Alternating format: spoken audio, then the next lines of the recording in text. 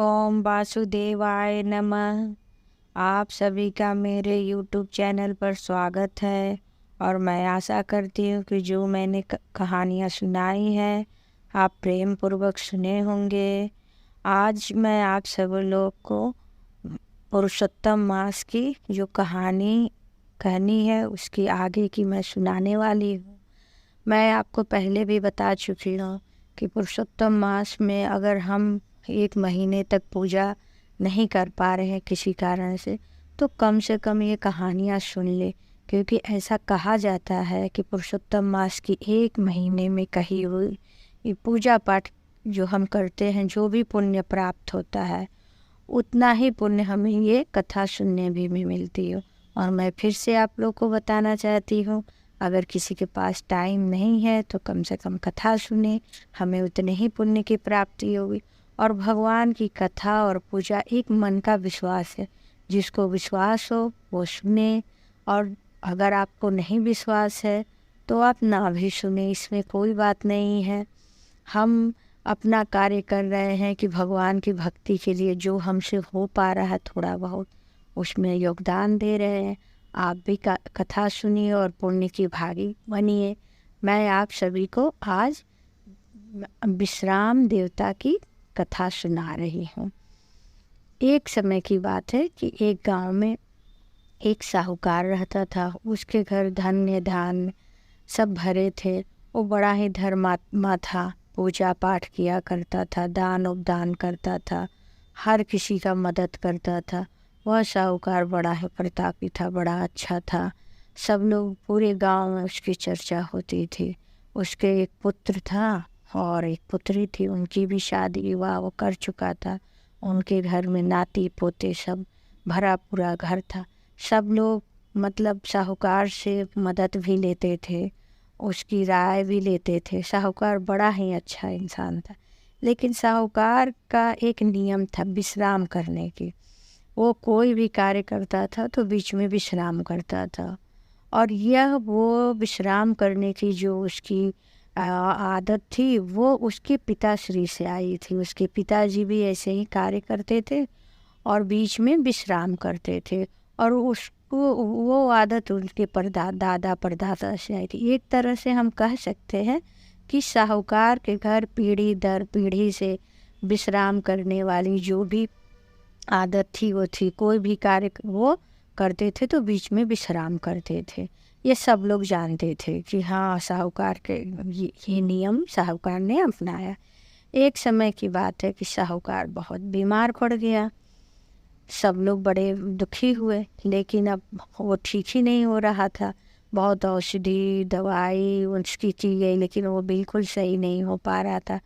फिर उसको उसकी बहू बोली कि हम ससुर जी को भागवत सुनाना चाहिए, रामायण गीता ये सब सुनाना चाहिए, तो शायद उनके प्राण निकले। ऐसा ही हुआ। भागवत कराई गई, रामायण सुनाया गया, हर प्रकार के दान गाय दान कराया गया, यज्ञ कराया गया, पूजा पाठ कराया गया, बहुत कुछ। लेकिन पता नहीं क्यों साहूकार के प्राण पे कोड़ी उड़ ही नहीं रहे थे, बड़े कष्ट में थे। तब उनके घर के एक बुजुर्ग ने आके पूछा कि आखिर क्या बात है, तुम्हारे मन में कोई बात है तो बताओ।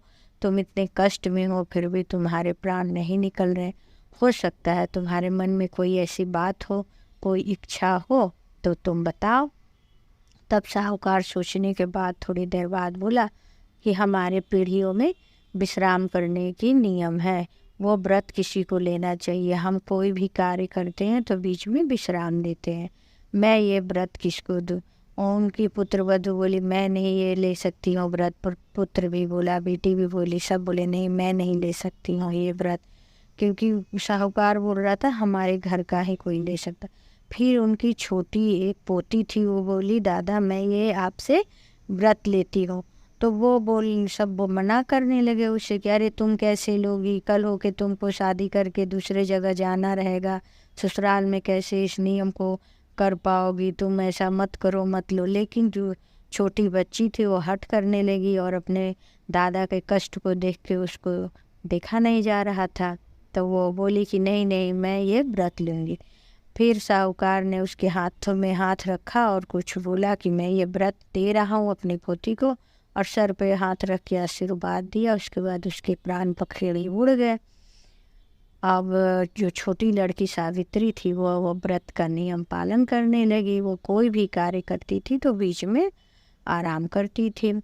और उसके बाद से ऐसे ही होने लगा। जब वो बड़ी हुई तो उसकी शादी का मुहूर्त आया। विवाह का समय जब आया, फेरे ले रही थी तो 3 फेरे के बाद उसने विश्राम किया। फिर 4 फिर मतलब और फेरे बाद में लिए। ऐसा हो गया। फिर वो विवाह करके जब ससुराल गई तो ऐसे ही करती थी, कोई भी कार्य करती थी और बीच में विश्राम करती थी। यह सब देख के उनकी जो जेठानी थी, सास थी, सब बड़ा बोलते थे कि अरे ये कौन सा बात हुआ, कोई भी कार्य करने में आराम करने लगती है तो बड़ी कामचोर है। फिर कुछ दिन बाद देवरानियाँ आई, वो भी ताने देने लगी, यारे जीजी का तो यही हाल है, कोई भी काम करती हैं बीच में विश्राम करने लगती है। लेकिन सावित्री कुछ ना बोलती थी, और रोटी भी बनाने बैठती थी तो भी वो आराम से बीच में आराम करने लगती थी। सब बड़े उसके आदत से परेशान थे, लेकिन सब ये सोचते थे कि ये एक कामचोर है। लेकिन सावित्री किसी को कोई जवाब नहीं देती थी। एक समय की बात है कि सब स्त्रियां गांव की मिट्टी लेने गांव के बाहर जाने लगी तो सब ने पूछा, चलो सावित्री तुम भी चलो। सावित्री भी टोकरी लेके चल पड़ी। सब औरतें गांव की और उसकी देवरानी जेठानी सब मिट्टी लेने गई थी। मिट्टी लेके आने लगी और सावित्री जो था थोड़ी मिट्टी निकालने के बाद विश्राम करने लगी। सब अपनी अपनी मिट्टी लेके चली आई। शाम का समय था। अब सोची सावित्री कि मैं घर जाऊं, लेकिन टोकरी उसके सर पे कौन रखे, और बहुत परेशान हो गई। और मन ही मन विश्राम देवता को नमस्कार करके याद करने लगी कि हे भगवान मेरी रक्षा कीजिए, अब तो बहुत शाम हो गया, कोई आ जाता तो मेरा मतलब टोकरी रख देता सर पे, मैं भी चली जाती। तभी विश्राम देवता रूप बदल के एक ब्राह्मण का रूप धर के उधर से आए, नारायण नारायण करके जा रहे थे। तो सावित्री ने उन्हें देख के हाथ जोड़ के उनका अभिनंदन किया। और फिर वो पूछे कि अरे तुम इस जंगल में क्या कर रही हो और अकेली बैठी हो, शाम का भी समय हो गया। तो कहने लगी कि महाराज सब चले गए हैं, मुझे टोकरी उठाने में क्या आप मेरी सहायता कर सकते हैं। तो जो विश्राम देवता ब्राह्मण का भेष पकड़े थे तो वो बोले कि हाँ हाँ क्यों नहीं, ये लो टोकरी में रख देता हूँ, लेकिन एक बात पुत्र याद रखना, इस टोकरी में जो भी मिट्टी हो उसको ले जाके घर के अंदर डालना, बाहर मत छोड़ना। तो वो बोली ठीक है, और उनका आज्ञा लेके कि मैं अब घर जाती हूँ, मुझे बहुत देर हो रहा है और आशीर्वाद मुझे दीजिए। चली गई। जब घर गई तो वहाँ पे शाम समय हो गया था और वो टोकरी की मिट्टी घर के अंदर डाल दी। और देवरानी जेठानी सब बोलने लगी। जेठानी उसकी बोली, अरे वाह चली आई थोड़ी, तुम तो जानबूझ के लेट से आई हो, क्योंकि तुम्हारे मन में तो ये था कि जो ही लेट से जाऊंगी रोटी बन चुकी रहेगी और हमको काम ना करना पड़ेगा। उसके इस बात पे कहने पे और भी घर में जो भी औरतें थी देवरानी जेठानी सब हंसने लगी जोर जोर से, लेकिन सावित्री कुछ ना बोली। सावित्री का जो हाथ पैर धुलने लगी। फिर एक देवरानी बोले, अरे जीजी तुम ये मिट्टी घर के अंदर क्यों डाल दी, तुम तो ऐसा लग रहा है कि सोने चांदी लेके आई हो, उस तरह से तुम डाल दी। फिर सब हंसने लगे। सावित्री कुछ ना बोली। उसके बाद से सब विश्राम करने चले गए। जब सुबह हुआ तो सुबह सावित्री के सास ससुर जगे, तो वो सुबह उठ के देख रहे हैं ये क्या है, आंगन में तो सोने चांदी का ढेर लगा हुआ, हीरे मोती सोने चांदी का।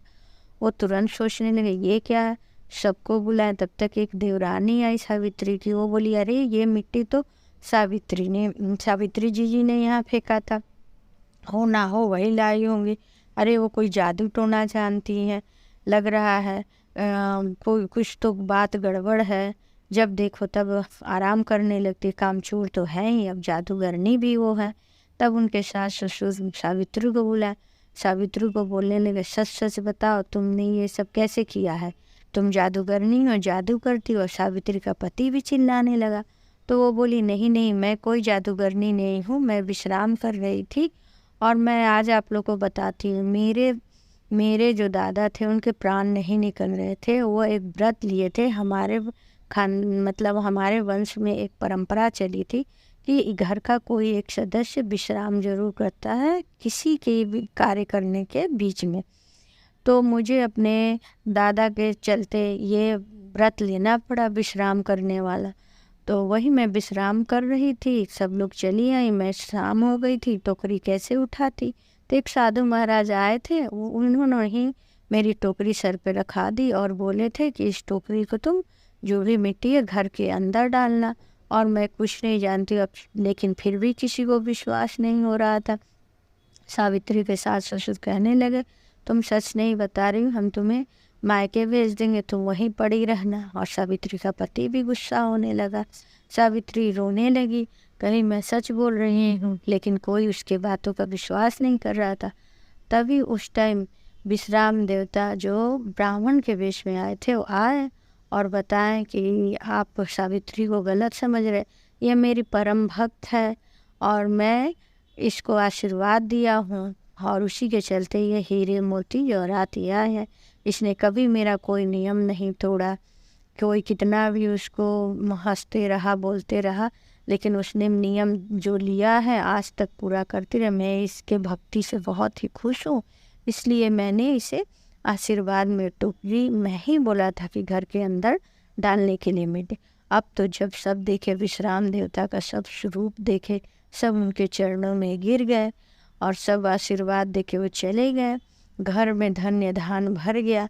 यह बात आग की तरह पूरे गांव में फैल गई।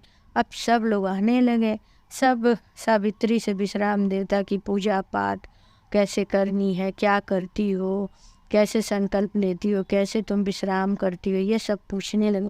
धीरे धीरे पूरे गांव के लोग भी विश्राम देवता की पूजा पाठ करने लगे। जिस तरह सावित्री का दिन लौटा वैसे ही सबका दिन लौटे। जो ये कहानी सुनता है सुनाता है, भगवान उसकी सभी मनोकामनाएं पूर्ण करे।